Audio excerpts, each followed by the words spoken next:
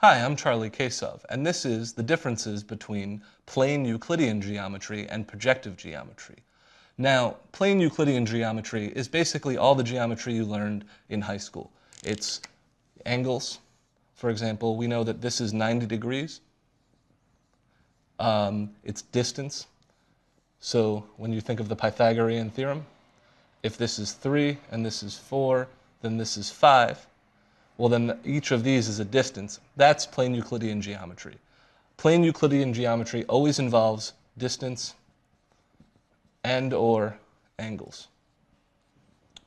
Projective geometry is much more theoretical, and it has to do with how lines and shapes project into space.